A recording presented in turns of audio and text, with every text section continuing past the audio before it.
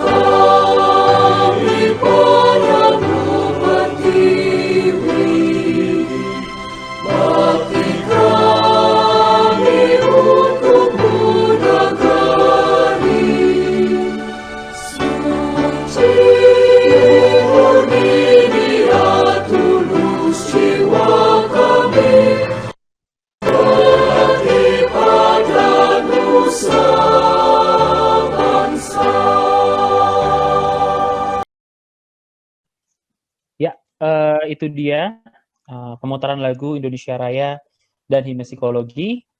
Selanjutnya kita akan ada pembacaan CV pemateri oleh moderator. Tapi sebelum itu kita akan menyambut moderator kita pada hari ini. Untuk moderator kita pada hari ini adalah Mas Agung Aji Saputro dari Upself. Silakan Mas Agung. Baik, terima kasih pada Mas Iza.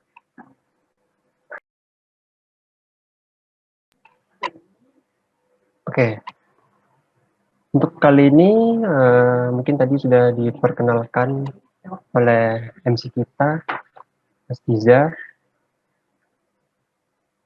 Kali ini perkenalkan izin saya memperkenalkan diri kembali. Nama saya Agung Aji Saputro. Nah, di sini akan menjadi moderator pada acara Upself Talk 3, di mana pemateri kita juga sudah hadir. Ya, oke, mungkin langsung saja kita bisa lihat untuk CV pemateri. Oke, narasumber kita pada siang hari ini, beliau nama Ibu Tati Mistati SSC, riwayat pendidikan dan organisasi. Pertama, beliau menempuh pendidikan S1 di Universitas Tarumanegara, Jakarta. Kedua, pernah menjadi aktivis remaja, lalu kepala sekolah PAUD Anak Hebat pada tahun 2010, Ketua Majelis Taklim Al-Muhairi selama 3 periode, pengurus Yayasan Al-Mukhlisin Gapri 2010, Humas Yayasan Istana Yatim Bekasi pada tahun 2009, lalu owner bimbel di Lembaga Psikologi Konselor sebagai terapis sampai sekarang, lalu ada trainer motivator sebagai terapis, woman entrepreneur sampai sekarang, dan owner Toro Production. Lalu untuk karyanya sendiri, yang pertama ada buku 3 Peran Inspirasi Dunia Pendidikan, yang kedua ada Pendongeng Wanita, yang ketiga Manajemen Wirausaha. Nah, beliau ini merupakan seorang trainer, motivator, dan terapis di bidang psikologi anak dan umum, pendidikan, parenting, dakwah, terapi, kewirausahaan, dan keuangan dan investasi. Nah, berhubung beliau sudah hadir, saya persilakan untuk menyapa Ibu Tati. Halo Ibu, Assalamualaikum.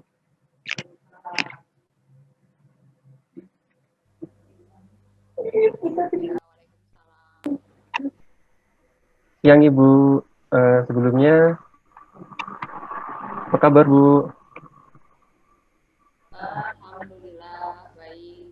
Alhamdulillah.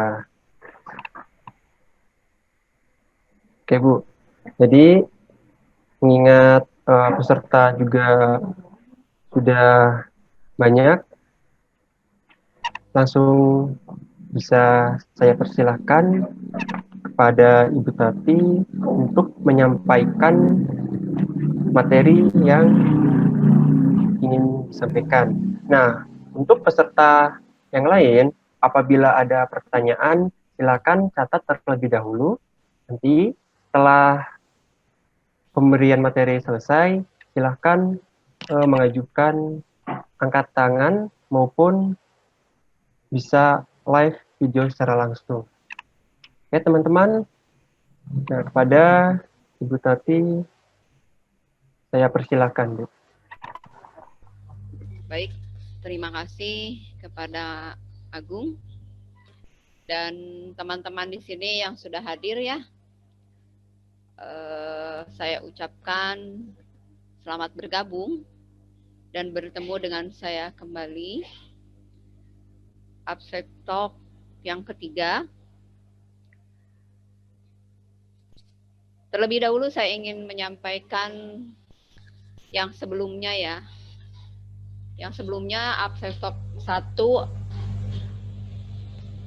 tentang memori, yang kedua emosional, dan ini yang ketiga tentang sensori. Semua ada kaitannya. Saya ucapkan Assalamualaikum warahmatullahi wabarakatuh. Selamat siang semuanya. Selamat siang Ibu. Juga teman-teman mahasiswa, adik-adik di sini. Selamat bertemu dengan saya. Yang belum pernah ketemu, selamat jumpa. Sehat semuanya ya. Alhamdulillah. Pasti yang harus kita ucapkan dalam setiap hidup adalah bersyukur ya. Kita semua bisa bertemu di sini walaupun melalui virtual karena berkaitan dengan pandemi corona. Jadi aktivitas tetap kita harus berjalan ya, karena dunia tetap berputar dan Allah juga yang Maha Kuasa, Tuhan yang Maha Kuasa melihat apa yang kita lakukan di dunia ini. Jadi tidak menjadi hambatan dalam setiap aktivitas selama pandemi corona.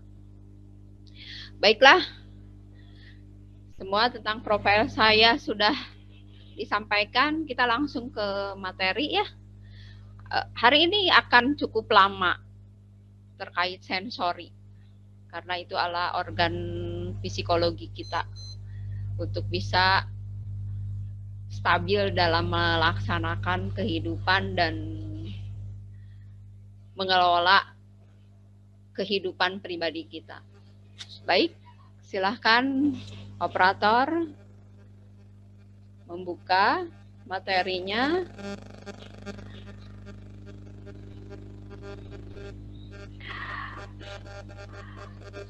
Materi yang berjudul Sensory Disorder Problem, yaitu masalah gangguan sensori. Sebelumnya kita pernah membahas tentang emosional, tentang memori. Sekarang kita membahas tentang sistem sensori. Jika teman-teman di sini ada informasi atau sedikit yang pernah didapat ya tentang sensori, silahkan kita bisa sharing di sini ya. Karena Ibu juga membuat materi ini tidak terlalu banyak yang Ibu tampilkan. Ibu menyampaikan yang intinya saja atau yang lebih pokoknya. Sistem sensori.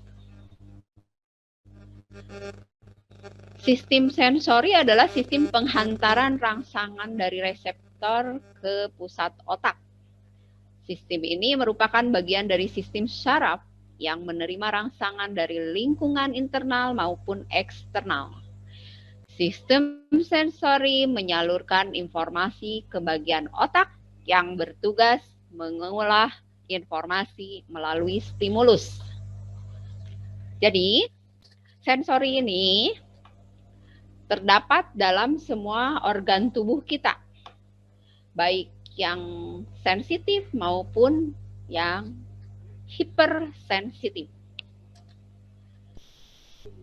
Bila tidak paham dengan kalimat-kalimat yang saya sampaikan, nanti ada sesi tanya jawab ya. Jadi, organ sensori ini menentukan cara kerja sistem saraf dan semua jaringan yang ada di pusat otak. Itu yang disebut sistem sensori. Gangguan sensori ini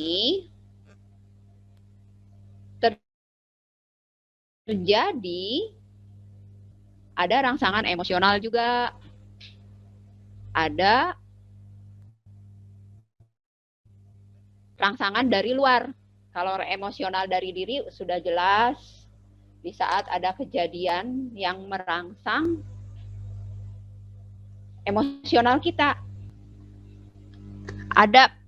Adakah teman-teman di sini yang pernah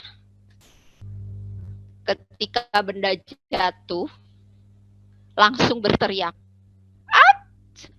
Atau atau seperti itu. Nah, itulah yang disebut sensori. Ada yang dari ini yang namanya dari eksternal ya, dari luar. Ketika orang menjatuhkan benda, kita langsung sensori visual kita langsung masuk ke komunikasi kita, yaitu mulut kita keluar suara. Nah, itu contoh kecil ya. Tapi masih banyak permasalahan sensori. Baik, next.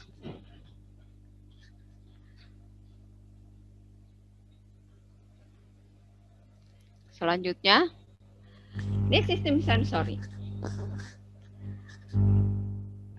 Gustatory.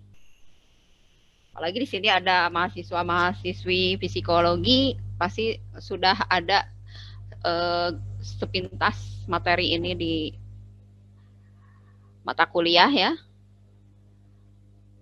Gustatory, rasa ya. Rasa selain dari lidah, itu rasa dari lidah itu akhirnya akan ke memori. Orang yang bisa merasakan melalui lidah ya. Mayoritas kita berpikiran kalau sensori rasa itu di lidah itu merasakan makanan ya. Sebenarnya bukan. Bukan dari makanan saja. Ketika kita ada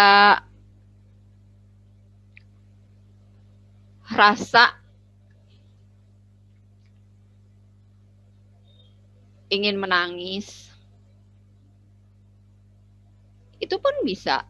Jadi sensori rasa kita sedang bekerja. Ketika kita menerima telepon, diberi kabar bahwa orang tua kita meninggal, artinya sensori rasa kita bekerja dan menangis, keluar air mata. Tapi kalau stabil ya, kita hipersensitif tidak, sensitif juga tidak. Jadi stabil, ketika menerima telepon kita masih bisa tenang. Tapi kalau kita hipersensitif, begitu mendengar berita duka dari orang yang menelepon kita, itu langsung kita menangisnya. Sampai orang yang melihat itu tidak tahu kenapa dia menerima telepon tiba-tiba menangis, dan itu untuk mengungkapkan dan menceritakan. Itu tidak langsung bercerita, pasti menangis terus-menerus. Nah, itulah sensori rasa sedang bekerja. Jadi di sini memang gambarnya lidah. Tapi pada dasarnya bukan hanya merasakan rasa makanan. Artinya secara umum sensori gustatory ini dimiliki semua orang. Jika ada yang sensori rasanya sangat-sangat rendah, contoh, siswa saya ada yang tidak merasakan panas. Jadi ketika minum, air dingin pun tidak ada merasakan, air panas pun tidak. Jadi ketika makan atau minum panas, tidak ada rangsangan ingin menunggu dingin atau ditiup. Pasti langsung makan. Dengan nikmatnya, air itu baru mendidih. Itu berarti ini sangat berbahaya dan sangat berat ya, gangguan sensori rasanya. Dan itu harus melalui terapi. Ini sensori rasa ini sangat-sangat menentukan bagaimana kita bersikap, bagaimana kita bisa membagi rasa kepada pasangan, membagi rasa kepada teman. Seperti kita berkumpul ya dalam sebuah komunitas, misalkan 10 orang. Kalau di antara kalian 10 orang, itu ada yang istilahnya ya mau bicara apa saja ya suka-suka saya. Dan itu ditegur berkali-kali. Dia tidak merasakan bahwa apa yang diucapkan, apa yang dia lakukan itu adalah sudah merusak hubungan antar teman. Jadi artinya masuklah ke gangguan sensori rasa yang sedang. Bahkan bisa ringan karena dia termasuk orang yang mampu berkomunikasi, mampu bersosialisasi. Nah, di situ. Atau yang lebih simpelnya lagi, contoh ketika kita mencuci piring, kita ya cuci-cuci saja bergerak tangan, tapi kita tidak ada rasa. Kalau di piring itu bau sabunnya masih ada, kemudian yang lengket-lengketnya masih ada. Nah itu. Dan bahkan sensori rasa ini akan menentukan seni kita berkehidupan. Bagaimana seni kita menentukan, bagaimana seni kita membuat hidup kita ini semakin lebih baik, semakin rapi. Nah, itu gambaran dari saya tentang sensori rasa. Kemudian propriocepti, atau banyak juga di kalangan orang psikologi mengatakannya proprioseptif. Ini adalah pergerakan ya, keseimbangan.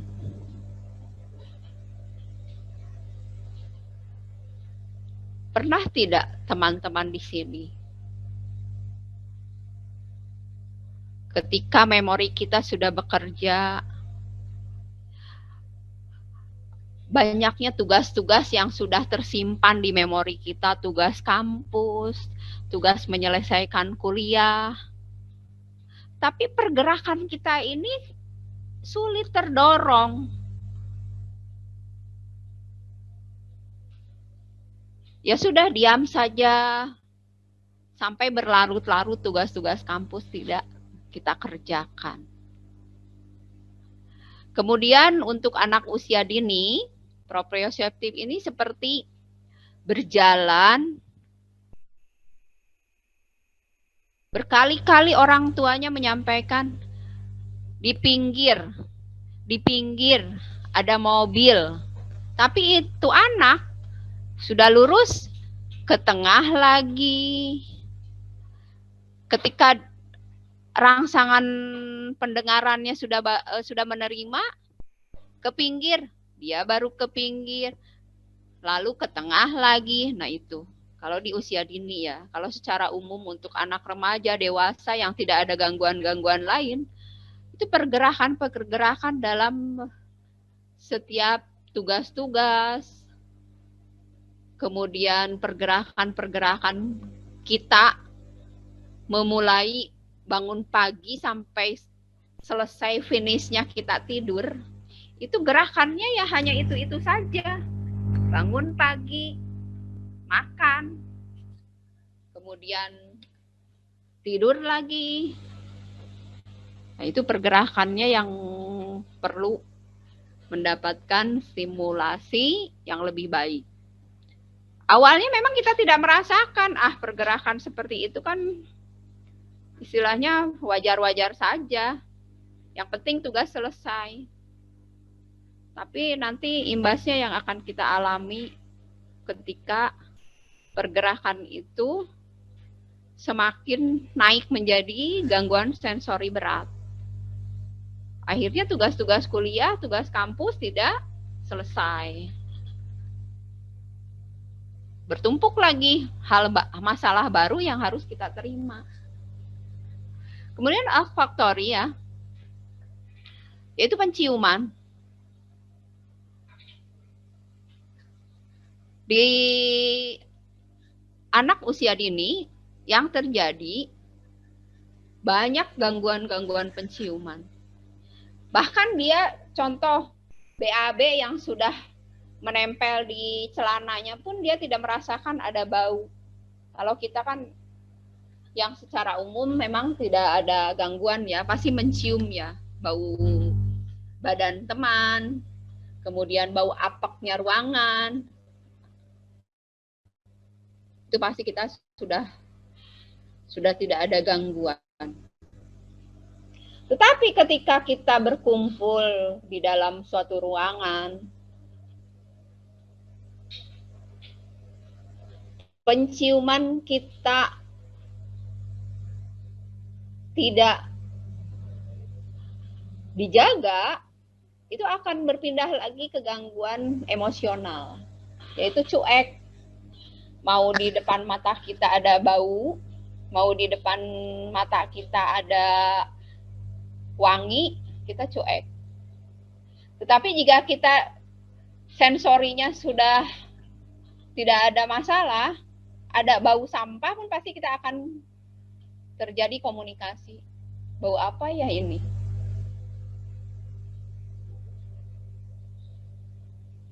Nah, mayoritas ya untuk secara umum gangguan di penciuman itu di dalam ruangan kamar sendiri saja ketika ada bau apeknya pakaian, kalau untuk orang-orang dewasa ataupun remaja terjadi seperti ini, cuek, emosionalnya keluar.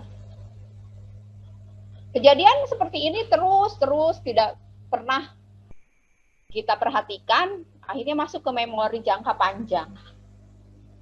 Emosionalnya cuek, karena awalnya dari olfaktorinya, penciumannya, tersimpanlah di memori, dan seterusnya, terus, sampai pada tahap, pada fase yang lama, jangka panjang, jadilah orang yang cuek. Beda ya dengan masa bodoh ya, cuek dengan masa bodoh beda ya. Ada perbedaan, masa bodoh dengan cuek. Kalau cuek ada rangsangan emosional, masa bodoh tidak ada. Biasa saja. Kemudian auditori, pendengaran. Tadi sudah saya cek ya, karena saya tadi pagi sudah bertemu dengan para dokter ya, untuk diskusi. Organ tubuh kita ini memang berkaitan dengan psikologi kita. Jadi auditori kita ini memang berpengaruh dari telinga. Telinga membuat auditori kita semakin baik, itu memang harus dicek dan dipelihara secara rutin. Tadi sudah saya cek teman-teman di sini ya, terutama absen. Termasuk sudah bagus, tapi tetap harus mendapatkan pemeliharaan. Sama seperti rumah kita, baju kita, kalau kita pelihara, kita rawat, pasti walaupun baju kita udah dari tahun 2000, 10 tahun sekarang, itu akan tetap bagus. Saya ada beberapa barang dari masa saya belum nikah ada dan masih bagus. Itu karena saya orang yang sangat memperhatikan ilmu ya, dari ilmu sekitar ke psikologi dikaitkan. Jadi semua itu perlu dirawat. Contoh handphone ya. Handphone saya dari tahun 2004 itu saya simpan di FB saya, 2004 beli handphone Android baru. 6 tahun kemudian ini sekarang 2010 ya, 2020 malah ya. Berarti 16 tahun itu saya handphonenya tidak ada kerusakan sama sekali. Karena dirawat. Bagaimana merawatnya? Satu, auditori kita ini sama. Kita harus rawat. Ketika telinga kita ada lubang, adakah orang di manusia di dunia ini bisa melihat lubang telinganya sendiri? Itu pertanyaannya. Pasti tidak ada, walaupun kita sudah bercermin seperti ini. Auditori ini alat organ tubuh kita yang sensitif yang menentukan memori dan emosional kita. Contoh seperti merawat handphone. 16 tahun saya merawat handphone, dan itu handphone yang lama saya wariskan ke kakak saya, itu masih dalam kondisi baik. Bahkan ketika akan ditukar tambah, pihak konter masih mau menerima dengan harga tinggi karena tidak ada kerusakan apapun. Kalau handphone saya memeliharanya dengan cara, ini kan kalau jatuh sangat mudah rusak. Jadi saya kalau nerima telepon harus posisi duduk. Kemudian membawa handphone saya selalu disimpan di tas. Tidak membawa handphone dengan benda-benda lain, akhirnya berpotensi tabrakan dengan orang dan jatuh handphone kita. Apalagi menyimpannya di saku, baju, atau celana. Itu contoh perawatan handphone. Bagaimana perawatan auditori kita? Ini kita bisa memeliharanya, perawatannya dengan cara ke dokter THT. Itu memang harus selalu dibersihkan karena lubang telinga kita itu sangat sulit oleh diri sendiri. Kalau ada orang tua yang sangat memperhatikan ke auditori, pasti dia akan menggunakan senter melihat. Seperti saya kepada anak-anak, saya rutin. Pada suami pun sama, saya rutin cek. Karena mayoritas siswa saya yang gangguan pemusatan perhatian, hiperaktivitas bermasalahnya di auditori atau di telinga. Auditori ini sangat-sangat menentukan bagaimana cara kerja memori kita, bagaimana emosional kita. Contoh, gangguan auditori bisa menyebabkan miskomunikasi, emosional antar rekan kerja,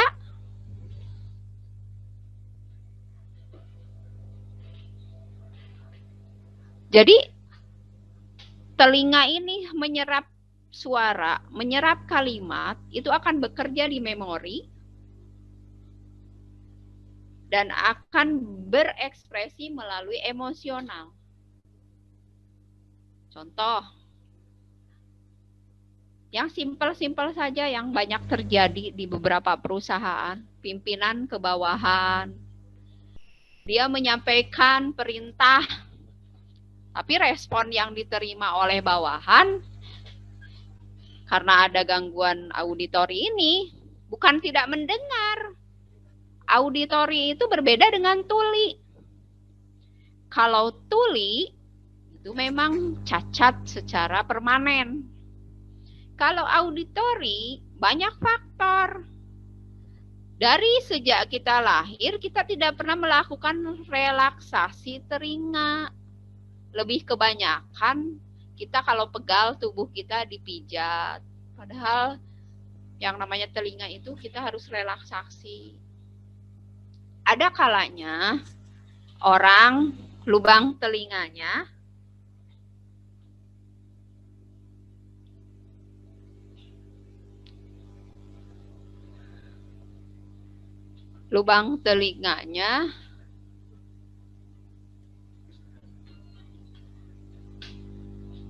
tidak sesuai dengan postur tubuh. Dan itu bisa dilakukan relaksasi atau terapi auditori. Ada kalanya tubuh kita ini besar, tapi lubang telinganya kecil. Jadi menyerap kalimat itu diterima, tapi tidak langsung bisa dicerna oleh memori kita atau emosional kita. Itu banyak terjadi.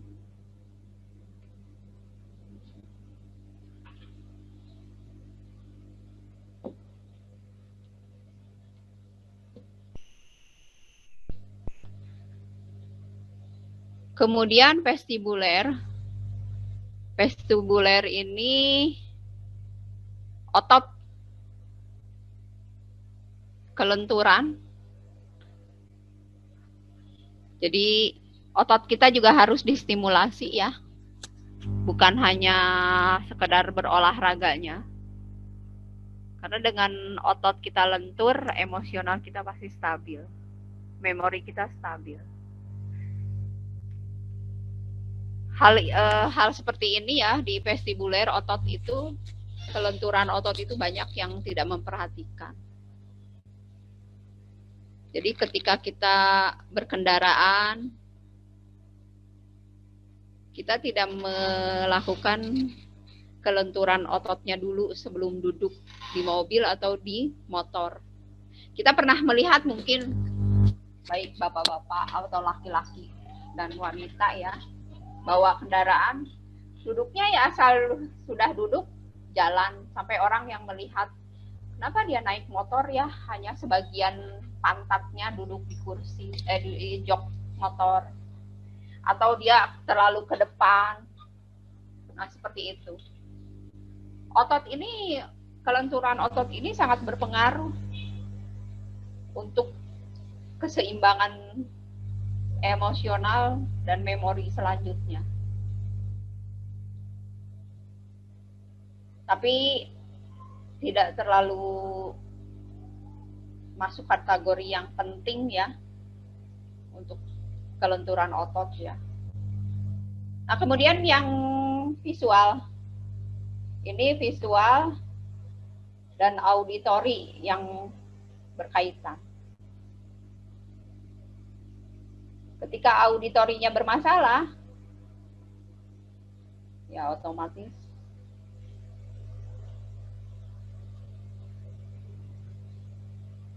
visualnya juga harus diseimbangkan.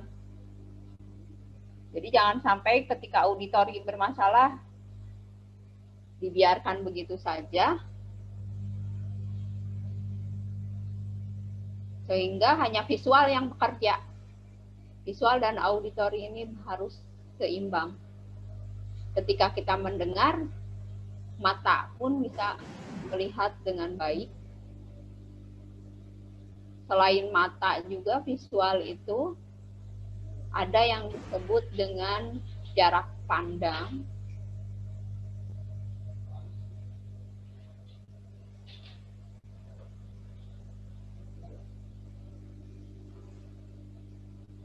Ya, jadi tolong diperhatikan karena yang dua ini, yang dua, auditori dan visual. Ini kalau sudah bermasalah salah satu, itu harus segera dicek visualnya. Kalau untuk visual, contoh begini. Ketika kita mengatakan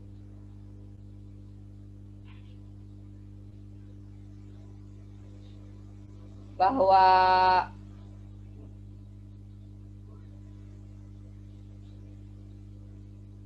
kamu ini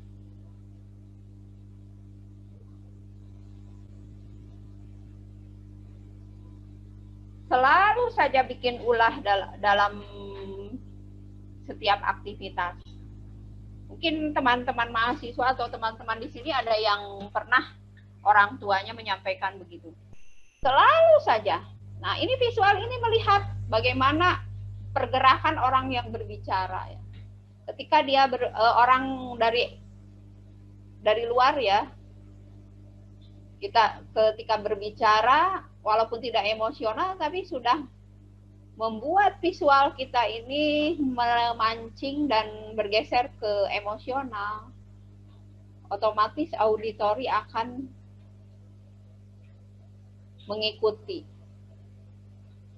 Ketika orang tua mengatakan, kamu ya, bagaimana kamu bisa lulus, kamu bisa selesai kuliah, kalau kamu terus dengan game.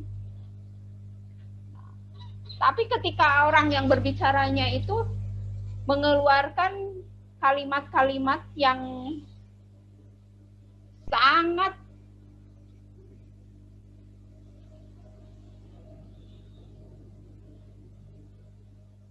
membuat visualnya terkaget-kaget, akhirnya nyampe ke auditory dari sini, sudah bekerja visual dengan auditory, akhirnya masuk ke memori jangka panjang. Setiap orang tua berbicara tentang ini, tentang masalah selesai kuliahnya tidak, itu emosional muncul, baik menjadi marah, menjadi cuek, atau menjadi cemas. Kadang ada yang menjadi bahagia ketika kita menganggap bahwa itu orang tua kita ngomel ya. Itu bisa sampai mengeluarkan emosional 4. Senang, bahagia, cuek, marah, dan cemas. Itu di situ.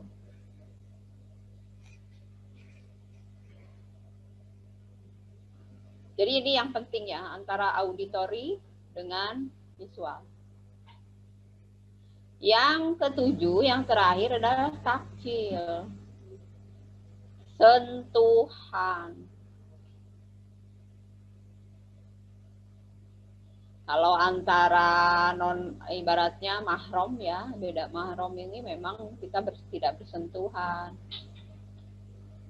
Tapi sentuhan ini ada dengan rasa, berkaitan. Sentuhan dan rasa.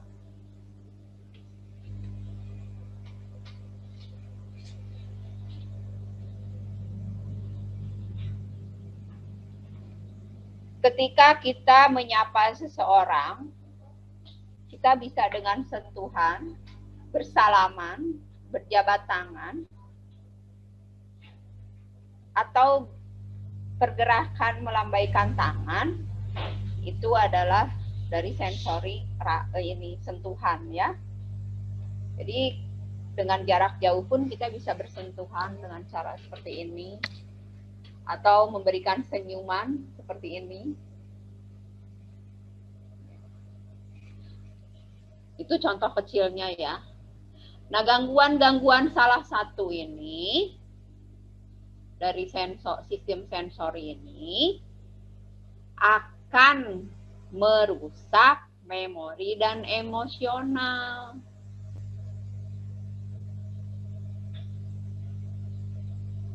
Bahkan kebalikannya, gangguan memori dan emosional akan merusak sistem sensori. Jadi, dalam hidup seseorang, memori, emosional, sensori itu harus selalu dipantau dan diperhatikan secara baik-baik.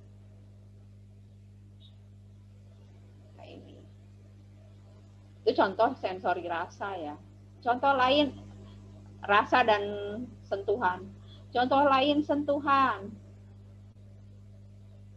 Ketika ada seseorang dibully dengan sentuhan, yaitu fisik ya.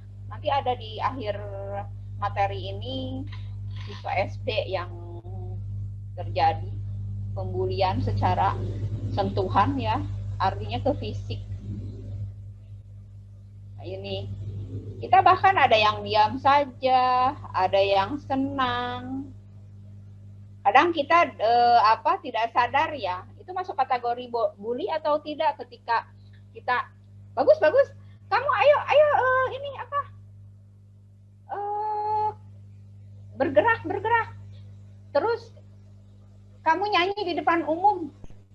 Nah, teman-temannya tertawa walaupun nyanyinya itu suaranya jelek ataupun tidak enak didengar, atau membuat lucu-lucuan di depan umum. Nah, kadang dari sentuhan ini secara fisik timbullah pembulian. Tapi orang yang melakukan geraknya tidak merasakan ya, bahwa dia ini sudah dibully.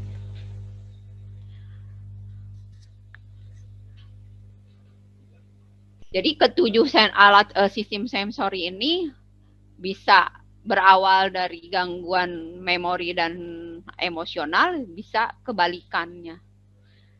gangguan sensori sehingga membuat emosionalnya bermasalah, memorinya bermasalah. Anak yang tidak bisa bicara itu otomatis ke semua organ sistem sensorinya bermasalah. Tapi dia tidak bisu, bukan, kalau yang bisu itu kan awalnya dari tulinya, akhirnya tidak ada keluar sama sekali suara. Nah, seperti ini. Ini ya, 7. Next, selanjutnya. Kita akan tuntaskan sampai 1 jam lagi ke depan ya. Nah, ini saya langsung memberikan materi terapi ya. Karena apa? Materi terapi ini harus segera diketahui begitu kita membahas tentang sensori, memori, dan emosional. Definisi terapi ini ada yang dikatakan medis dan non-medis ya. Memang berasalnya dari bahasa Yunani yang artinya treatment. Treatment itu pengobatan ya. Jadi kalau kita sudah membahas psikologi ya, treatment pengobatan itu bukan berarti dengan yang kita pahami secara umum atau secara biasa kita pahami minum obat. Treatment itu macam-macam, pengobatan itu macam-macam. Bisa dengan obat, bisa juga melalui alamiah, tidak minum obat tapi melakukan terapi. Sensori itu jarang yang pakai obat. Tapi kalau emosional, itu selalu pakai obat. Memori pakai obat. Itu dari dokter kesehatan jiwa, psikiater, pasti memberikan obat ketika ada gangguan emosional seperti depression ya. Ada obat antidepresi. Teman-teman di sini bisa menanyakan jenis obat-obat ini apa, gangguan emosional dan memori.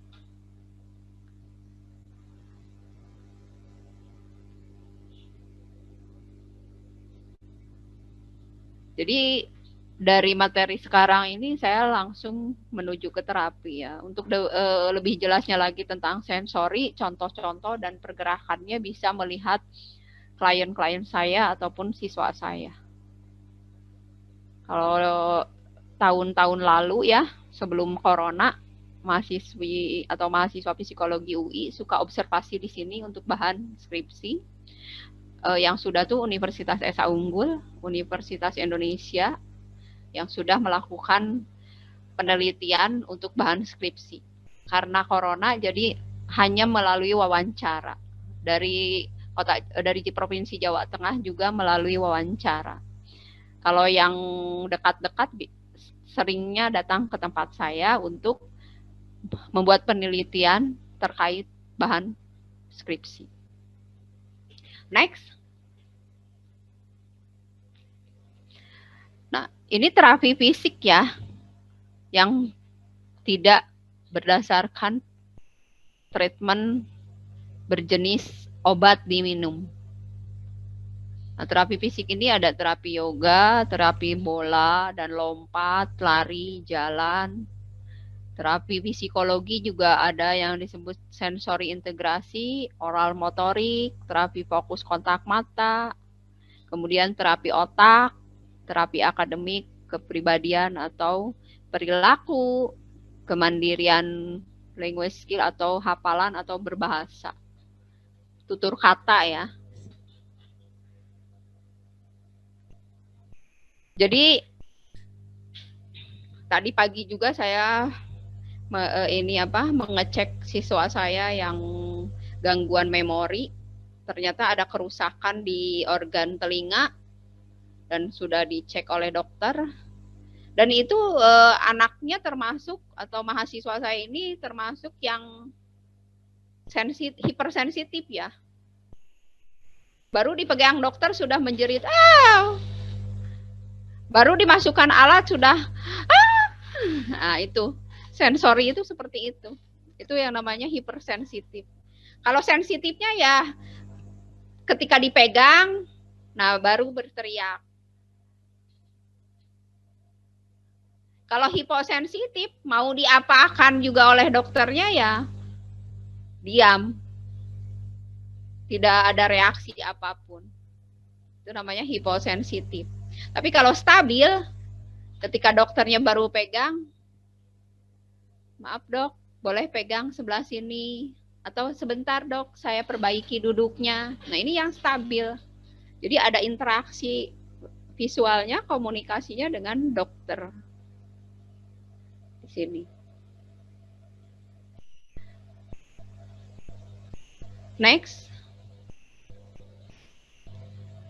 Nah, ini educational terapi yang memang sudah dilaksanakan di tempat saya ya. Dan ini tahapan-tahapan untuk anak-anak usia dini lebih banyak.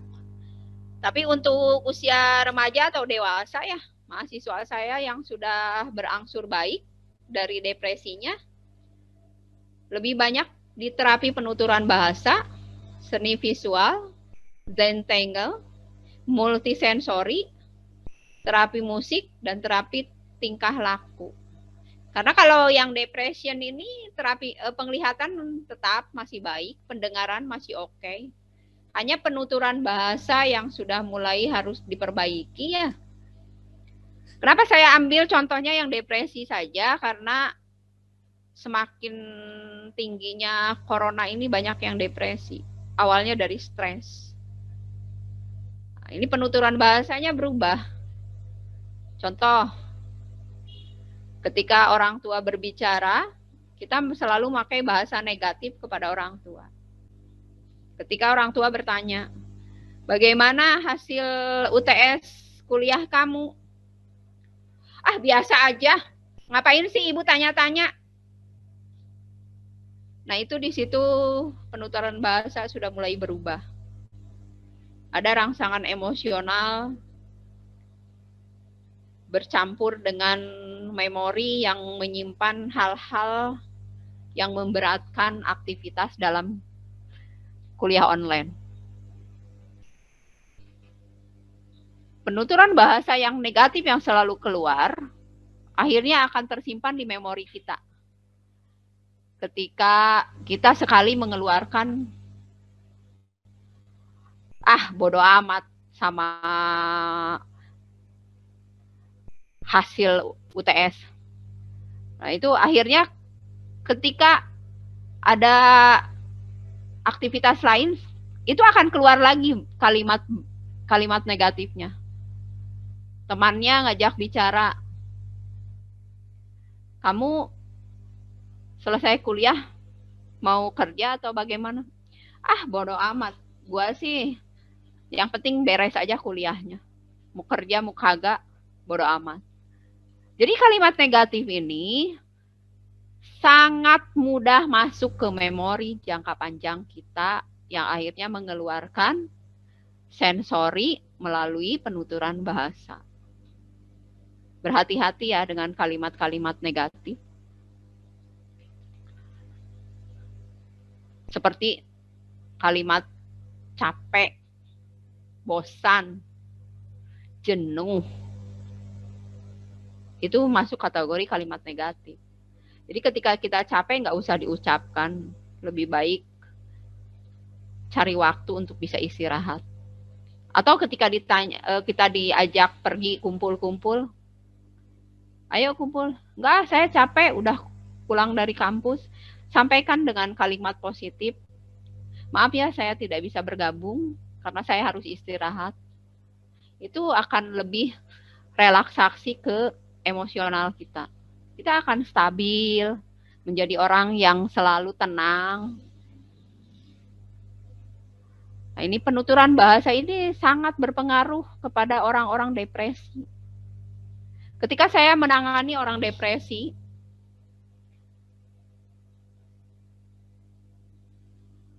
diajak berbicara, dia mendengarkan, mata pun melihat saya, tetapi penuturan bahasanya kurang baik. Jadi Udah Bu Tati tidak usah memikirkan hidup saya. Untuk apa Bu Tati mendekati saya? Nah, itu penuturan bahasanya sudah mulai bukan dari diri dia sebenarnya. Karena di memori dan emosional dia beradu. Orang depresi itu sudah terlihat tandanya dari situ. Kemudian dia tutup pintu kamar, tutup, tidak mau lagi berbicara dengan saya dan berteriak-teriak, jangan dekati aku. Seperti itu. Jika di antara kalian sudah ada mulai kepada orang tua berbicara seperti itu, hati-hati ya. Itu udah mulai masuk ke gejala stres ringan, terus nanti berangsur-angsur. Jadi penuturan bahasa ini harus selalu dicek. Nah, ini terapi seni visual juga sama, hampir sama dengan penuturan bahasa, tapi di sini penglihatan kita ini yang terus harus kita lihat. Kita kadang ada teman atau orang sedang punya masalah, visual kita tidak peka ya, tidak tahu bahwa teman kita sedang bermasalah. Nah, seni visual ini kan banyak mungkin kita pernah melihat, kenapa marah-marah itu harus melotot?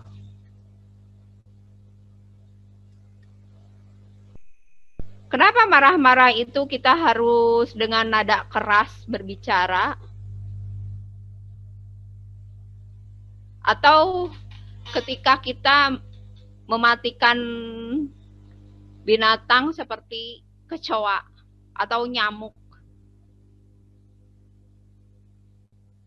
itu berpengaruh dari visual mata, penglihatan kita ya.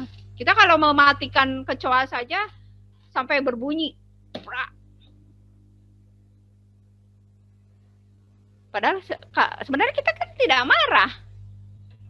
Kenapa kita harus membunuh kecoa dengan cara seperti itu? Atau ada kucing? Nah, ini perlu diperhatikan emosional kita seperti apa. Tapi untuk depresi diperbanyak juga di terapi musik. Karena ini bisa di YouTube dicari ya, musik-musik terapi. Di saat kita sulit tidur, atau di saat kita kondisi marah. Ini bisa melihat di YouTube. Oke, teman-teman di sini ada yang merasa ngantuk, artinya sensori juga harus dicek. Ya, karena memang virtual ini mengundang rasa ngantuk bagi orang yang keseimbangan memori, emosionalnya belum pernah dicek. Saya alhamdulillah, walaupun ada rasa ngantuk bisa bangkit lagi karena langsung tahu memori saya sedang bukan sedang bermasalah tapi harus distabilkan lagi. Emosional saya sedang distabilkan lagi. Dengan virtual ini pasti di memori kita muncul kalimat-kalimat yang akhirnya merangsang emosional. Ngantuk itu emosionalnya di emosional happiness dan calmness. Jadi happiness ini kebahagiaan atau kesenangan yang berlebihan, kemudian ketenangan yang berlebihan muncullah di memori kita. Yang ngasih materinya ngantuk. Itu langsung.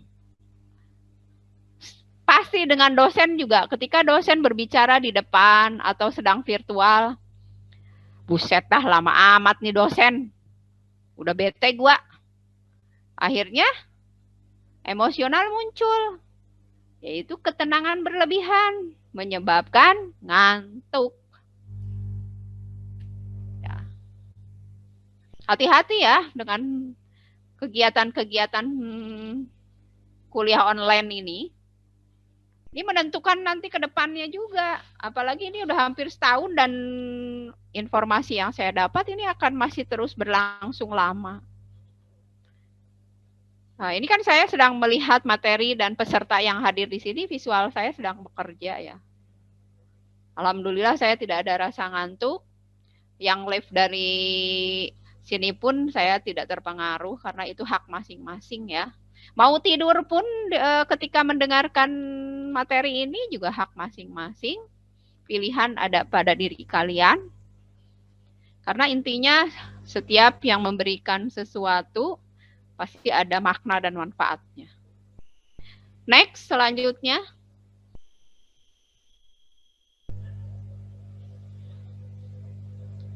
Ini tahapan terapi ya. Jika tidak didampingi orang psikologi seperti saya konselornya, ataupun tidak ada yang mendampingi, ini bisa dilakukan oleh pribadi atau sendiri ya. Data identifikasi udah jelas, harus konseling. Datang ke psikolog atau ke konselor. Observasi dan asesmen juga sama, tidak bisa dilakukan sendiri, harus orang yang berkompeten dan ahlinya. Tes kesehatan bisa ke dokter yang berkaitan dengan apa yang kita rasakan, bisa ke rumah sakit. Kemudian tes psikologi. Tes psikologi ini mayoritas lebih dipahami ketika kita bersekolah. Dulu anak saya TK sudah tes psikologi. Jadi buat apa tes psikologi lagi? Sebenarnya bukan seperti itu. Harus ada bertahap. Karena perubahan psikologi itu bisa jarak dekat, bisa jarak jauh, atau bisa dalam waktu dekat atau dalam tempo yang lama. Misalkan 3 tahun ini psikologi kita stabil. Setelah 3 tahun tiba-tiba kita terjadi gangguan psikologi. Tapi kalau berkala melakukan tes psikologi itu akan terlihat. Kemudian program terapi. Oh maaf, sebelumnya di tes psikologi mayoritas psikolog jarang memberikan penjelasan lebih detail. Harus ada jam atau waktu konsul yang berbeda, hanya memberikan surat di sekolah. Kalau saya, anak-anak saya semuanya saya baca, saya pahami. Jadi saya pun sebagai orang tua berkomunikasi dan mengarahkan anak bisa paham. Kemudian program terapi ini bisa meminta bantuan psikolog dan konselor seperti saya, bisa melakukan terapi mandiri. Saya tetap menyarankan terapi-terapi psikologi ataupun terapi yang bersifat menetralkan memori, sensori, dan emosional, lakukan terapi mandiri. Klien APSEP ada yang sudah melakukan terapi mandiri ya, yang dari Surabaya. Itu sekarang alhamdulillah komunikasi dengan saya terus dan mengatakan saya sudah bisa mengelola emosional saya. Dan di dalam pekerjaan pun sudah mulai stabil. Alhamdulillah ya, adanya APSEP ini bisa berkembang ke seluruh Indonesia. Mungkin bisa ke luar Indonesia juga. Ini treatment obat dari rujukan tim medis juga ada yang harus dipakai. Ada yang namanya bipolar. Minum obat yang terus-menerus. Nah, obat itu kan kimia. Mau tidak mau, itu dibuat dengan secara kimia. Dan itu akan berpengaruh ke organ tubuh lain. Seperti yang dialami klien saya.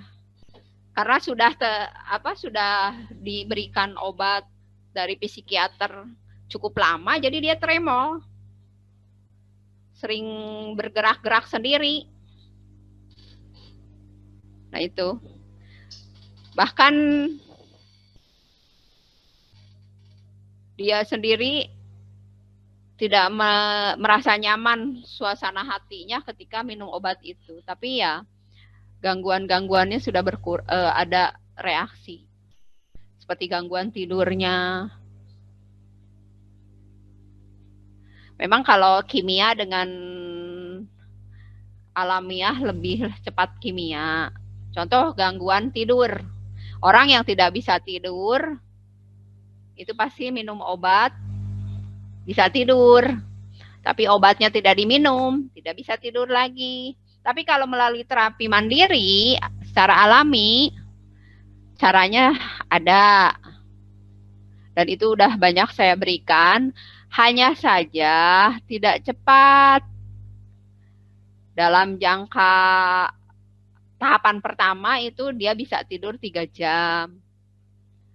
Nanti tahapan kedua dia bisa tidur sampai 5 jam. Nah, seperti itu. Next.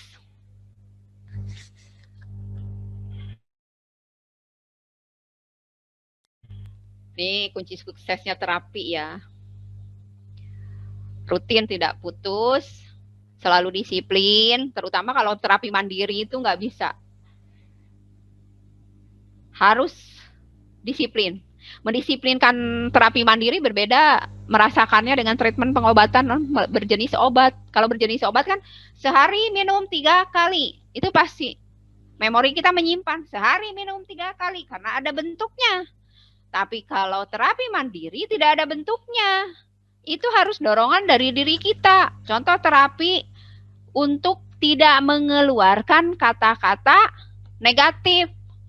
Misalkan kata negatifnya apa? Malas. Karena tidak berbentuk sebuah benda hanya kalimat, jadi disiplinnya itu kurang dari diri kita. Kita muncul lagi. Ayolah kita membuat sebuah karya yang bisa bermanfaat untuk orang lain. Nah itu karena memori kita sudah menyimpan kata malas, orang lain baru mengatakan begitu udah langsung malas ah. Nanti lagi ada orang yang mengajak, yuk kita ke acara teman kita yang sekarang sedang nengok orang sakit. Malas ah. Itu tanpa disadari muncul lagi melalui visual komunikasi kita karena memori sudah menyimpan kata malas. Jadi disiplinnya terapi mandiri itu memang nggak mudah seperti disiplinnya minum obat. Kalau minum obat kan ada bentuknya. Kalau terapi mandiri itu tidak terlihat. Kemudian semangat tanpa memikirkan kapan waktu akan menghasilkan dari terapi itu ya. Ya kita nggak usah menghitung kok udah setahun melakukan terapi mandiri belum ada perubahan. Bisa selalu dikonselingkan dengan pakar psikologi. Kemudian selalu berdoa dan yakin ada perubahan. Nah, dalam usaha pasti ada hasil, dalam doa ada kemudahan, yakinlah dalam hidup ini. Next.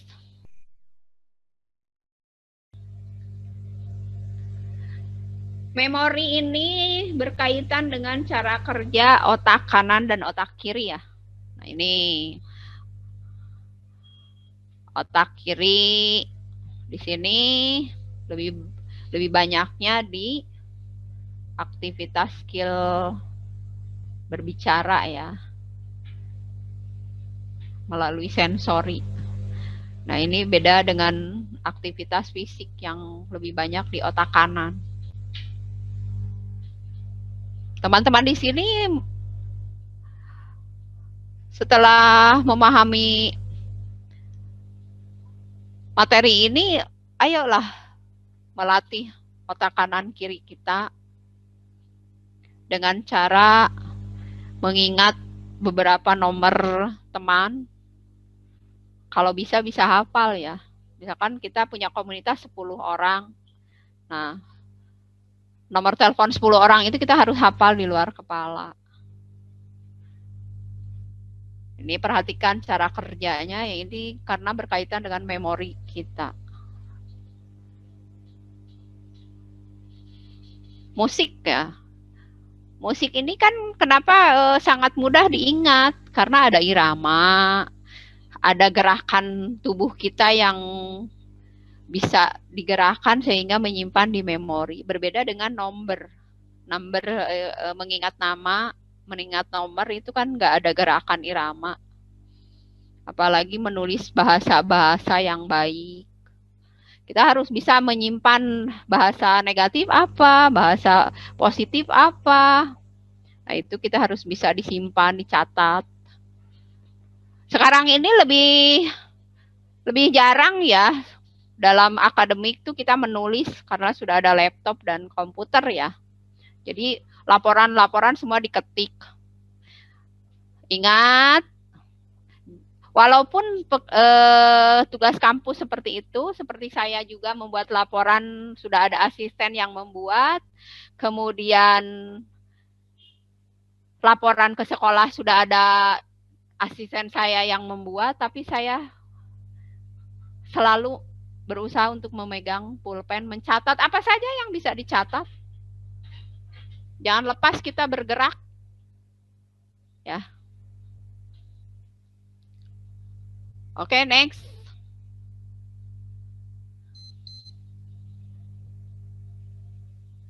Nah, ini jaringan-jaringan yang ya ini motor space area ini adanya di sini ya. Ini leher kita.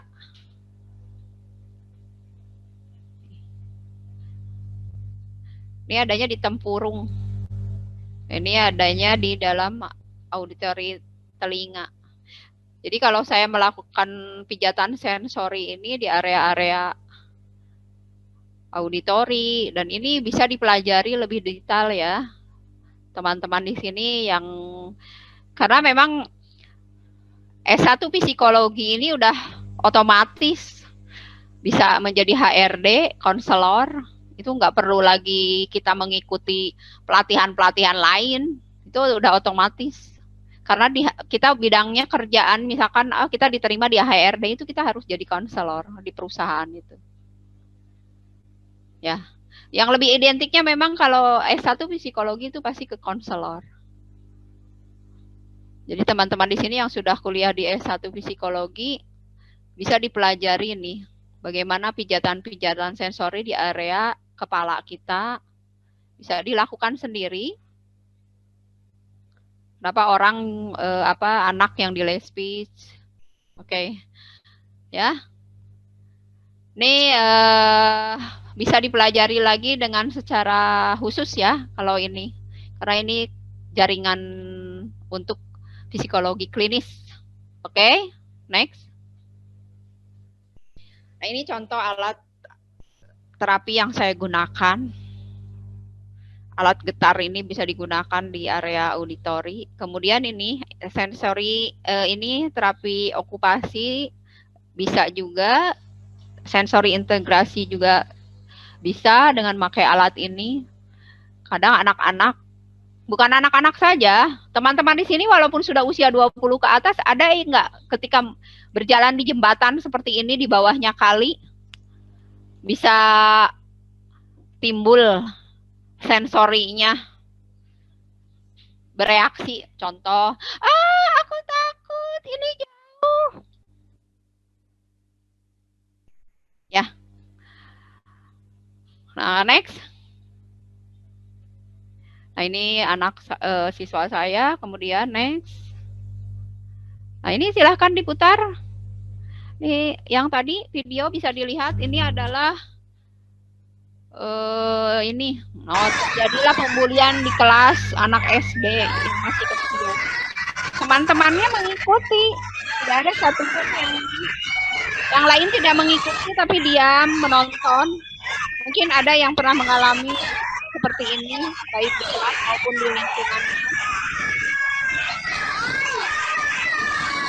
Bahkan adik kakak ada yang seperti ini juga.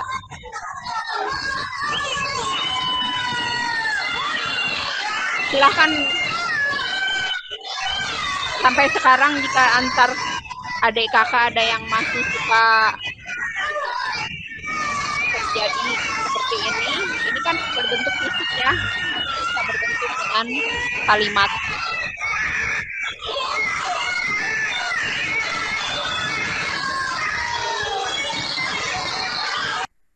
Nah, itu contoh ya. Ini pembulian perundungan melalui fisik. Kemudian next. Ya, terima kasih. Hari ini cukup dulu. Insya Allah kita akan bertemu lagi di webinar selanjutnya. Demikian yang bisa saya sampaikan. Mohon maaf apabila ada kalimat-kalimat yang tidak berkenan. Terima kasih. Wassalamualaikum warahmatullahi wabarakatuh. Silahkan kepada MC. Waalaikumsalam warahmatullahi wabarakatuh. Baik, Ibu, terima kasih atas pemaparan materi yang sudah disampaikan. Nah, dari sahabat Kapsel, apabila ada yang ingin mengajukan pertanyaan, silahkan bisa kalian ketik via chat, maupun apabila ingin mengajukan secara langsung, silahkan dibuka saja videonya. Baik. Baik, Bu. Sambil menunggu Pertanyaannya di mana? Jadi saya namanya bukan ya, untuk Debbie. Debbie ini dari mana ya?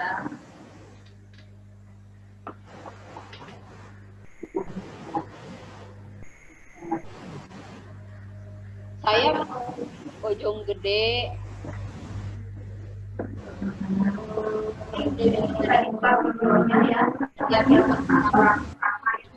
Pertanyaan.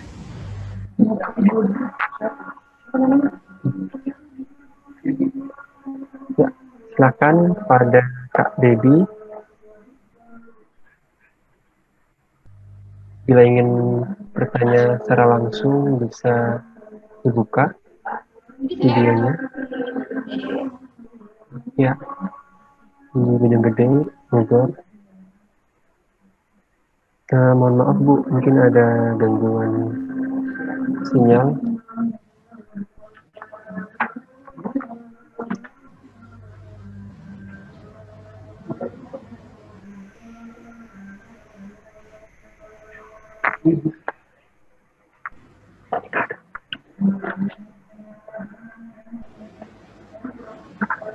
Ada pertanyaan yang begitu.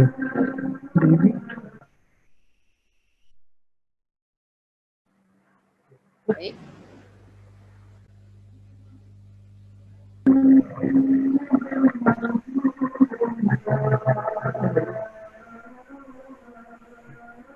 Ya, untuk Kak Debbie, bagaimana? Mungkin mohon maaf Bu, bisa kita fokus ke chat kembali. Ini ada dari Kak Nanda ingin bertanya. Baik, selamat sore Bu, tapi saya Nanda, saya ingin bertanya tadi disebutkan tentang terapi Zentangle. Bagaimana terapi Zentangle dilakukan ya Bu? Dan apakah ada perbedaan teknik antara terapi Zentangle untuk anak-anak dan orang dewasa? Baik Bu, silakan. Jadi Silakan. ada perbedaan untuk anak-anak dan dewasa. Apa yang akan kita hasilkan dari terapi tersebut? Misalkan contoh klien saya dewasa, usia 21 tahun, saya kasih terapi Zentangle, dia depresi. Karena depresi ini tangan yang merangsang untuk bunuh diri, terutama ketika melihat baik diulang ya, saya lupa tidak pakai ini. Itu memang ada perbedaan. Ada perbedaan terapi Zentangle untuk anak dan dewasa ya. Saya bahas dulu yang dewasa ya. Karena di dewasa ini mayoritas klien saya klien saya depresi. Contoh yang sudah dilakukan. tangan orang depresi ini ada rangsangan bunuh diri dengan mengambil cutter atau mengambil benda-benda runcing untuk dilukai ke muka. Nah, disitulah kita membuat jadwal program ketika rangsangan bunuh dirinya ada, otot lengannya kita bisa diusap, kemudian kita tenangkan, berikan terapi Zentangle yang contoh bercorak-corak ya. Mungkin kalau yang sudah pernah, contohnya seperti ini Zentangle nih.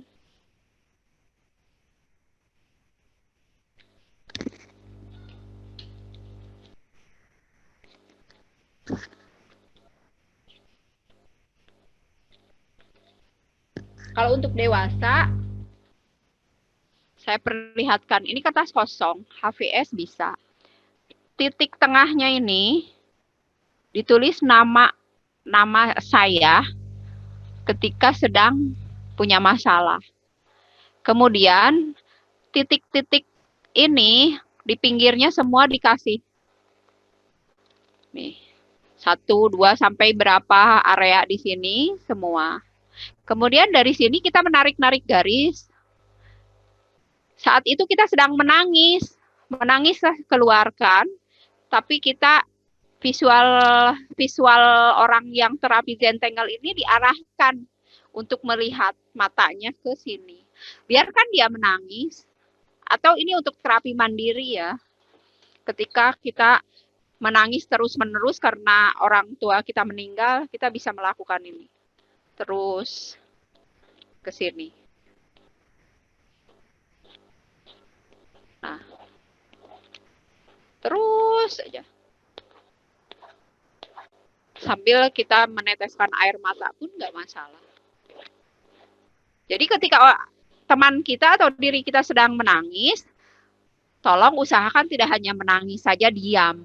Itu pasti otomatis memori kita keluar semua kejadian-kejadian yang membuat kita menangis semakin terus-menerus. Tapi kalau dengan Zentangle ini terapi memori kita akan menyimpan. Nah, kalau saya sebagai terapisnya sambil mengucapkan kata, menangislah sepuas hatimu, tapi lihat di titik masalahmu ini ada orang-orang di sekitar kita yang menyayangi dan bisa memberikan jalan menuju penyelesaian masalah atau solusi. Nah, seperti ini. Ya. Jadi terapi Zentangle bisa di saat banyaknya tugas-tugas sekolah, banyaknya tugas-tugas dari dosen, atau ketika dimarahi orang tua. Nah, biasanya Pak memprogram emosionalnya. Ya. Jadi ketika dimarahi orang tua, kita juga sama-sama memarahi orang tua kembali. Mama sih yang memasukkan aku ke kampus jurusan seperti ini. Jadi saya pusing sendiri. Emang mama yang mau kuliah nantinya? Nah itu. Lebih baik ketika dikasih pembicaraan atau dimarahi orang tua, lakukan terapi mandiri. Ini bagaimana yang bertanya tentang terapi Zentangle? Apakah cukup dipahami? Ya, kembali ke Kak Nanda. Apakah sudah bisa dipahami? Kalau enggak, boleh di open mic sama open video aja Kak, biar bisa bertanya langsung. Silahkan open cam. Mana untuk Kak Nanda? Baik, dari Kak Nanda cukup jelas Bu. Terima kasih atas penjelasan Ibu. Ya. Nah, lalu ada pertanyaan yang kedua nih Bu, dari Kak Michelle Julieta. Selamat sore Ibu. Saya ingin bertanya, tadi kan Ibu sudah bilang kalau depresi itu berada pada penuturan bahasa. Jika seseorang sudah menyadari nih kebiasaan-kebiasaannya yang menyalahkan diri sendiri, kata-kata negatif yang terus diutarakan pada diri sendiri, Nah, bagaimana cara terapi yang dilakukan, Bu? Nah, Silakan, Bu. ini ketika klien saya yang sudah saya observasi dan saya mendiagnosa dia depresi, memakai terapi penuturan kata, itu sensori sentuhan dimunculkan. Jadi ketika dia berbicara kata-kata negatif, saya berikan pelukan. Kemudian ketika dia bicaranya negatif, bahkan meronta-ronta, kemudian bicaranya kasar, mengusir saya juga.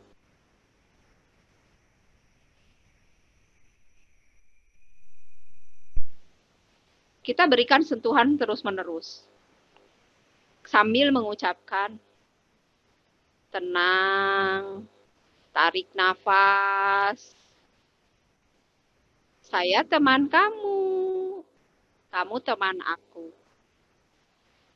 Kata-kata yang negatif keluar dari orang yang depresi, kita jangan sampai tertular kalau kita sedang memberikan terapi. Tapi kadang orang yang curhat itu sebenarnya dia itu sedang ingin diterapi oleh kita. Tapi dia tidak menyadari, bahkan kita yang menerima curhat pun tidak menyadari bahwa kita harus memberikan terapi sensori. Jadi ketika teman yang sudah terlihat gejala depresi, pokoknya saya diputusin sama pacar saya, lebih baik saya bunuh diri. Nah, kita pasti mengatakan, kamu jangan begitu, kamu harus sayang sama diri sendiri. Nah, kalau untuk terapi, kita tidak melakukan penuturan kata yang sifatnya tanya jawab atau menyambung kata dari orang yang depresi. Ya. Jadi kita harus memberikan ketenangan dengan melalui sentuhan. Dibiarkan saja dulu orang tersebut untuk berbicara apa maunya. Ketika reaksinya makin tinggi, kita sedikit menjauh. Kemudian mendekat lagi. Dan perhatikan orang yang sudah mengatakan ingin bunuh diri dengan menangis-nangis, bagaimana gerakan-gerakannya. Jadi diarahkannya setelah kalimat-kalimat negatifnya terus keluar, kita berikan dengan cara sentuhan.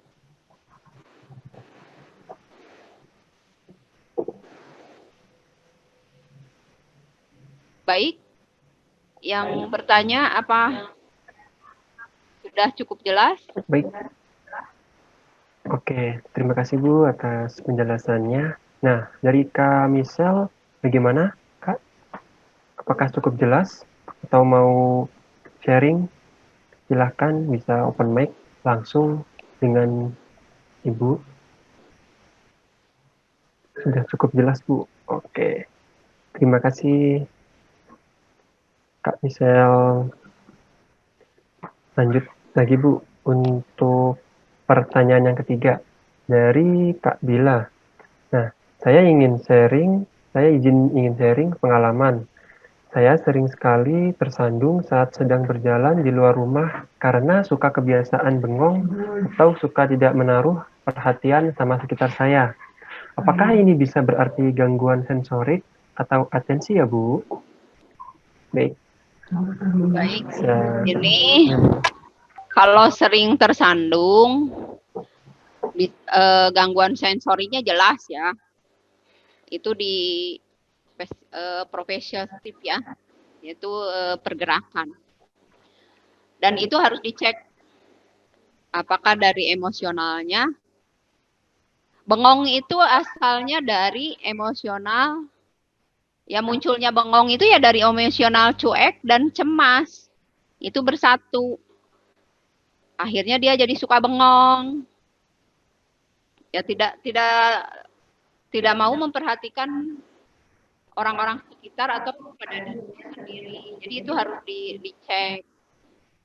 Apakah ada masalah-masalah yang tersimpan terus di memori sehingga menimbulkan rasa cemas dan cuek.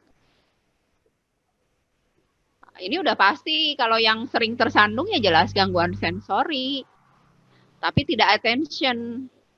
Attentionnya tidak mengalami gangguan atau tidak defisit, itu belum tentu orang yang tersandung. Hanya gangguan sensori pasti ya. Atau ketika makan sering lidah tergigit, itu juga gangguan sensori. Jadi orang yang suka tersandung pasti gangguan sensori. Jadi harus dicek. Itu penyebabnya ada di 2 titik emosional, yaitu kecemasan dan cuek. Atau happiness-nya juga bisa berlebihan. Tapi kalau ngelihat suka bengong, itu pasti di cuek dan kecemasan ya. Ibu juga pernah ngalamin yang namanya bertemu dengan teman lama, karena bahagianya melebihi yang seharusnya, akhirnya setelah berpelukan jalan mundur dan melangkah sedikit tersandung. Nah itu, jadi bahagia yang berlebihan, kebahagiaan yang berlebihan, senang berlebihan, bukan jual reaksi jantung. Itu. Ada juga klien ibu yang lumpuh total karena emosional marahnya ketinggian, membunuh kecoa. Jadi dengan ditendang karena emosionalnya tinggi, akhirnya terpeleset. Itulah, jadi mulai paham ya dengan sensori emosi yang akhirnya masuk ke memori. Kalau nepuk nyamuk juga santai saja, tepuk. Lebih baik pakai obat nyamuk, semprot. Kecoa, tapi berakibat fatal. Klien ibu sampai lumpuh, jatuh dari menendang kecoa. Itu bagaimana dengan Bila? Ya, terima kasih Bu. Ya, lagi kalau yang suka bengong sampai tersandung, ini bahaya. Apalagi kalau berkendara motor, mobil. Baik Bu. Ya. Ya. Nah, dari Kak Bila sendiri, apakah sudah cukup jelas Kak? Oke, terima kasih Bu atas penjelasannya. Oke, nah di sini buat peserta yang lain, apabila ingin bertanya, bisa open mic langsung maupun via chat Zoom. Silakan, ada yang ingin ditanyakan? Oke. Mungkin Bu, sembari menunggu saya yang bertanya, saya ada pertanyaan nih Bu, terkait materi pada hari ini. Ya. Nah, tadi kan Ibu sedikit menyinggung cuek. Nah, saya ingin tanya Bu, buat bedanya sendiri antara cuek sama bodoh amat, apa ya Bu? Cuek dengan? Bodoh amat. Bodoh amat, ya. Bodoh amat itu kalimat negatif ya. Kalau cuek itu kan dari emosional. Baik Bu. Jadi intinya ya, benar nggak dari materi sebelumnya cuek itu empati ya? Iya Bu. Ya. Habis. Jadi beda. Bodoh amat itu kalimat negatif. Kalau cuek itu dari emosional. Emosional. Jadi orang bodoh amat belum tentu cuek. Kalau orang mengatakan bodoh amat itu cuek. Dia tetap mengerjakan, tapi apa yang menjadi tugas-tugasnya, apa yang menjadi perhatiannya tetap dia ada. Ya. Tapi dia selalu mengatakan bodoh amat. Tapi kalau orang cuek, jarang mengatakan bodoh amat, tapi dia cuek. Mau di depan mata itu, misalkan ada dosen yang sudah berkali-kali ngasih tugas, padahal dia sudah ada ancamannya, sudah selesai ya. Orang cuek. Bukan bodoh amat lagi. Dia ya tidak memahami dari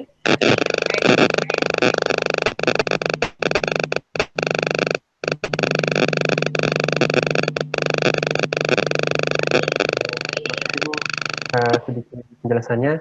Lalu ada chat masuk lagi nih Bu dari Kak Ahmad. Oke Kak Ahmad, pertanyaannya bakal on mic atau di chat aja Kak? Silakan. Baik, sebelumnya saya ucapin terima kasih. Selamat sore buat teman-teman absen, tetap semangat. Selamat sore Pak. Yang pertama saya ingin ucapin ini terima kasih kalau udah ketemu ahlinya ahli, intinya inti core of the core kalau kata Pak Ndul itu begitu. Jadi ini pembelajaran yang sangat luar biasa. Jadi berbicara masalah psikolog ini ilmu tingkat tinggi kalau bagi saya. Makanya jadi saya selalu fokus mengikuti dari absen pertama, absen kedua dan absen ketiga. Nah, pada kesempatan ini berikanlah saya ingin bertanya kepada konselor kita yaitu Bunda Tati. Di saat sekarang ini kan kita lagi mengalami pandemi dan hal ini jelas akan mengganggu terhadap psikologis kita, mental kita dan itu pun juga kalau misalnya memang kita tidak bisa menyeimbangkan antara misalkan keseimbangan yang tadi yang disebutkan mulai dari indera penciuman, penglihatan, nilai rasa, pendengaran, dan ini akan berpengaruh terhadap imun kita. Nah, ini juga dipengaruhi berbagai faktor mulai dari informasi-informasi dan ini tidak bisa ditolak begitu saja. Nah, bagaimana agar hal ini bisa menjaga keseimbangan bagi diri kita terhadap informasi-informasi negatif tersebut biar imun kita tetap stabil. Mungkin itu saja. Terima kasih kepada host yang telah memberikan waktunya kepada saya. Sekian, terima kasih. Wassalamualaikum warahmatullahi wabarakatuh. Waalaikumsalam warahmatullahi wabarakatuh. Terima kasih Mas Ahmad atas statementnya yang sudah mengikuti absen talk dari yang pertama, kedua maupun yang ketiga pada hari ini. Baik, kita kembali ke chat room lagi Bu. Sekarang ada pertanyaan dari Kak Kalista. Selamat sore Bu Tati. Saya ingin bertanya, terkadang saya merasa cemas yang berlebihan. Nah, kira-kira terapi apa yang harus dilakukan dan bagaimana cara mengontrolnya? Mohon penjelasannya Ibu. Kalau untuk cemas berlebihan,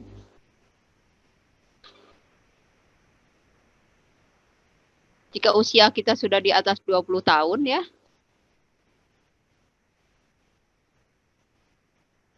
kita cukup membuat program.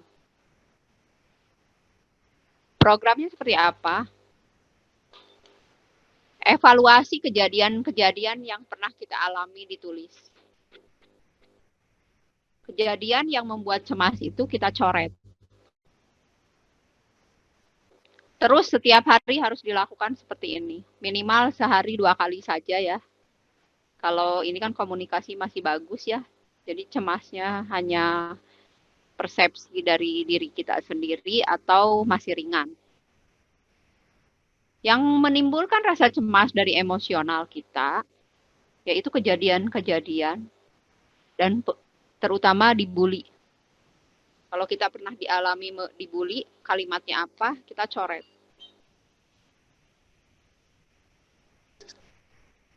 Kecemasan yang sifatnya mengganggu sensori itu macam-macam. Beda ya, emosional cemas yang membuat sensori kita bermasalah, contoh cemas tidak punya pacar. Berbeda dengan kecemasan dibully, itu berbeda juga reaksinya. Jadi harus diuraikan di program terapinya, catat. Kita pernah mengalami hal-hal seperti apa yang merasa kita cemas dalam berhadapan hal itu lagi. Nah, itu terapinya cukup dengan mencatat semua kejadian-kejadian yang kita alami. Biasanya ketika SMP, SMA, kita pernah dapat kalimat-kalimat negatif dari guru kita. Guru kita juga manusia, pasti ada. Kamu ya, mengerjakan soal begini aja cuma 5 soal, nggak bisa-bisa. Itu bisa membuat kita cemas di saat kita mendapat tugas lagi yang hampir sama dengan tugas itu. Itu terapinya. Cara mengontrolnya,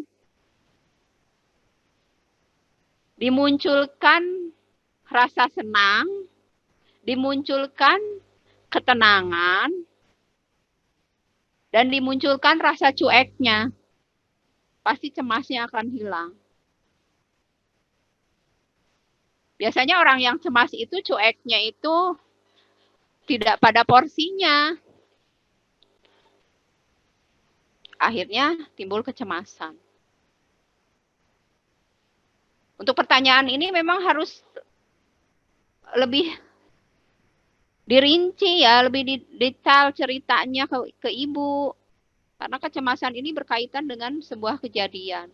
Tidak ada orang muncul rasa cemas kalau tidak ada kejadian-kejadian yang dia alami. Bisa japri dengan saya nanti ya, melalui chat. Nomor kontak saya ada, bisa tanya ke Absep. Itu mungkin saja yang bisa saya jawab. Bagaimana Kalista? Ya, terima kasih ada Tatya atas penjelasannya. Nah, untuk Kak Kalista sendiri, bagaimana Kak? Apakah cukup membantu?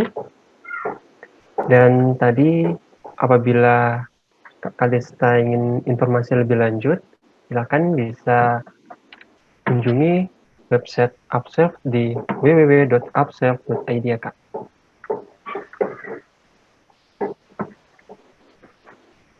Baik Bu, sudah cukup jelas Bu. Nah, lalu ada pertanyaan kembali nih Bu dari Kak Michelle. Pertanyaannya, jika seorang takut masuk lift atau takut untuk naik eskalator karena pengalaman masa lalu yang menyebabkan ketakutan tersebut.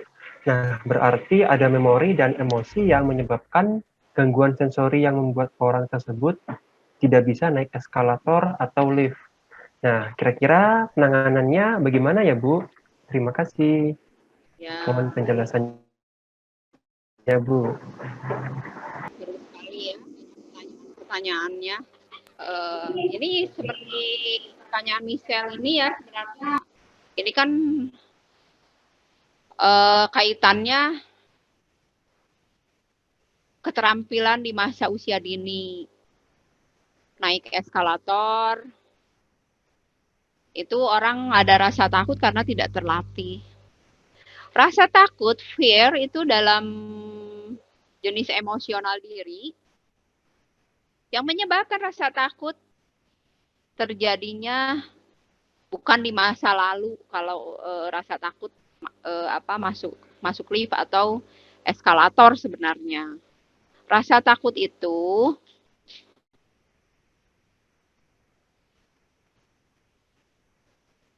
dorongan dari rasa kecemasannya ini juga tinggi. Jadi beradu. Rasa kecemasan, kemudian rasa kemarahan, itu akhirnya menimbulkan rasa takut juga. Ditambah banyaknya kalimat-kalimat negatif yang sering diterima dari orang lain, itu juga bisa membuat rasa takut. Kalau untuk masuk lift atau naik eskalator, itu bisa ada kejadian pernah jatuh di tempat tersebut, sehingga rasa takut muncul. Tetapi seharusnya ketika kejadian itu muncul, rasa takut diulang kembali dengan didampingi orang yang bisa merubah rasa takut tersebut. Klien-klien ibu yang muncul rasa takut, contoh siswa anak usia dini ataupun remaja, awalnya dia tidak mau naik eskalator atau masuk lift, tapi karena ibu dampingi dengan teknik, ini kan masuknya ke terapi sensori integrasi. Jadi itu ada tekniknya, naik eskalator atau masuk lift. Ada aba-aba yang bisa menghilangkan rasa takut. Tapi kalau udah dewasa bisa sendiri. Sebelum masuk eskalator, perhatikan tombol-tombol yang harus kita pahami. Ketika kita ada gangguan di lift mati, yakin di situ ada keamanan. Dan kita tidak akan banyak mengalami kecelakaan fatal. Karena semua lift dan eskalator itu sudah ada desain khusus pengamanan. Kalaupun terjadi ada kejadian-kejadian yang buruk yang muncul di diri kita, artinya hidup itu memang penuh kejutan. Ada yang cacat karena kecelakaan di lift. Tangan kakinya patah. Orang yang takut itu muncul kata tidak mau seperti orang-orang lain yang mengalami kecelakaan. Itu muncul takut berlebihan. Intinya, menghilangkan rasa takut harus memunculkan kalimat-kalimat positif. Dan misal ini, kalau memang di dirinya sudah ada rasa takut yang tinggi, harus konsul ya. Jangan sampai usia dewasa, karena tuntutan hidup itu harus stabil. Rasa takut kita hanya pada yang Maha Kuasa, tapi kita juga tidak boleh sombong. Kepada manusia tidak ada rasa takut, kepada hewan tidak ada rasa takut. Jadi tidak ada sebuah kalimat atau prinsip hidup di satu titik. Kita harus menyebar. Nah itu penanganannya yaitu harus didampingi sama orang yang bisa memberikan sensori positif. Boleh kalau mau dengan Ibu, misal Ibu latih bagaimana melatih sensori untuk bisa menghilangkan rasa takut, terutama eskalator. Sebenarnya ini sama dengan motor ya. Orang yang sudah tabrakan berkendaraan motor, dia tidak mau lagi bawa motor, padahal enggak. Ibu saja naik motor sudah berkali-kali kecelakaan. Kepala, kaki, ada bekas-bekasnya. Tapi rasa takut itu tidak ada, dan itu Ibu hilangkan, sehingga Ibu lebih percaya diri dan selalu pakai teknik agar terhindar dari kecelakaan. Mungkin itu saja. Untuk lebih terlatih sensorinya, silahkan konsul ke Ibu melalui Upsave. Oke? Oke, Ibu. Baik, terima kasih Ibu atas penjelasannya. Bagaimana dari Kak Michelle? Apakah sudah cukup jelas? Nah, untuk informasi lebih lanjut, silakan bisa kunjungi website kami ada di www.upsell.id, Kak. Baik, Bu. Kata Kak Michelle sudah jelas. Terima kasih. Ya. Nah, dari teman-teman yang lain, apa ada pertanyaan kembali? Baik, jika dirasa sudah cukup dari kami, nah berikut akan ada penjelasan sedikit terkait UPRS. Apa itu UPRS? Nah, akan dijelaskan lebih lanjut oleh Kak Iza Nursina. Padanya saya persilakan. Ya, terima kasih Kak Agung untuk waktunya. Mungkin saya akan memberikan penjelasan tentang apa itu UPRS. Oke, kami adalah Upself Indonesia. Kami adalah penyedia platform kesehatan mental yang gunanya untuk membantu masyarakat Indonesia nih terkait masalah-masalah kesehatan mental mereka. Nah, dari salah satu masalah kesehatan mental yang kami garis bawahi atau yang kami ketahui saat ini adalah bisa juga kita ada yang mengganggu ataupun ada masalah bullying dan masalah kekerasan terhadap anak seperti itu. Lalu next. Nah, disinilah kami menciptakan sebuah sistem yang disebut sebagai Upself Private Report System. Upself Private Report System ini adalah sebuah sistem pelaporan untuk membantu korban atau saksi melaporkan kekerasan fisik maupun psikis kepada anak-anak nih. Jadi kalau kita lihat dari video yang sebelumnya ada kasus pembulian itu, maka saksi ataupun bahkan korban itu sendiri juga bisa membuat laporan sendiri dan laporan ini akan diberikan kepada pihak-pihak berwenang. Nah, untuk masalah anak-anak ini, nah laporan ini akan kita salurkan bersama dengan KPAI. Jadi saat ini Upself bekerja sama dengan KPAI Kota Bogor untuk membuat sistem pelaporan untuk masalah kekerasan anak-anak nih. Jadi untuk orang yang jika kalian melihat ada suatu peristiwa bullying, kalian juga bisa ikut melaporkan. Next.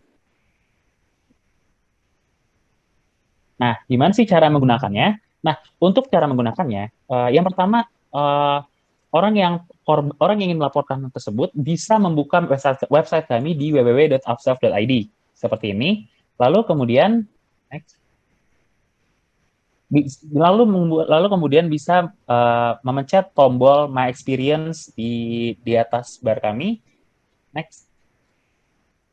Setelah itu akan terbuka halaman seperti ini. Ini adalah halaman kami, yaitu sebuah fitur bernama My Experience untuk bisa membagikan pengalaman seputar kesehatan mental ataupun pengalaman-pengalaman lainnya. Nah, di sini lalu next. Klik My Experience dan untuk membuat ceritamu sendiri. Next. Nah, akan muncul kotak seperti ini, di mana saat ini kamu bisa membuat cerita ataupun menulis apa sih yang ingin kamu laporkan, dan kamu bisa memencet tombol di bawah di kotak bawah yang berkata saya mau curhatan ini diketahui oleh pihak terkait. Oke, next. Nah, akan muncul pop-up dengan catatan dengan mencetak checkbox ini, kamu mengizinkan Upself meneruskan curhat kamu ke instansi yang kamu pilih di bawah ini. Nah, jadi untuk saat ini Upself menyediakan kerjasama dengan KPAI di Kota Bogor, sehingga kalau kamu ingin memberikan pelaporan nih, ingin memberikan suatu laporan dan bukan cuma hanya ingin curhat doang, kamu juga bisa memberikan curhatan ini untuk bisa dibaca oleh KPAI di Kota Bogor. Next. Nah, setelah itu kamu bisa langsung memencet tombol konfirmasi dan kamu juga bisa membuat anonim. Ya. Next. Oke, selesai. Dan setelah kamu melakukan konfirmasi, maka laporan tersebut akan masuk ke dalam data Upself dan akan segera diteruskan kepada lembaga-lembaga terkait nih. Jadi setelah kamu memberikan laporan, kamu akan segera mendapatkan follow up dari lembaga-lembaga terkait tersebut. Oke, segitu aja sih penjelasan dari aku. Makasih untuk sudah mendengarkan penjelasan dari UPRS kali ini. Dan sekarang kita bisa lanjut nih, yaitu dengan sesi foto-foto. Oke, jadi oh ya, aku lupa bilang nih. Nanti kalau untuk masalah ini, kamu bisa langsung buka www.upself.id ataupun kamu bisa kontak nomor-nomor yang ada di depan. Oke, kita lanjut ke sesi foto-foto nih. Mungkin kalian bisa diminta untuk teman-teman bisa on cam nih kakak-kakak. Nanti kita akan melakukan sesi foto bersama. Mungkin moderator bisa membantu.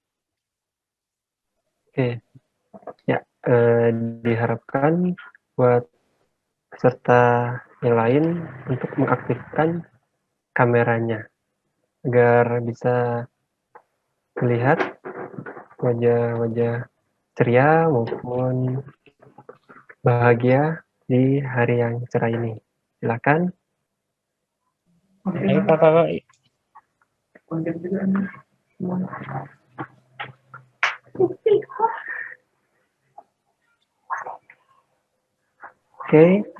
ada lagi sebelum kita mulai? Oke.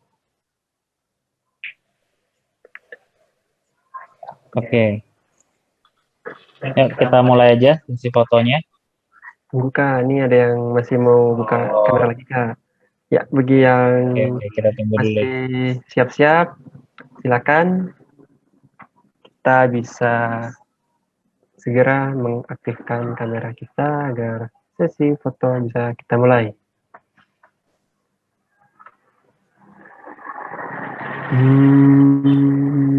Baik, mungkin sudah cukup Kak. Bisa dimulai. Ya, kita foto sekarang yuk. 1, 2, 3.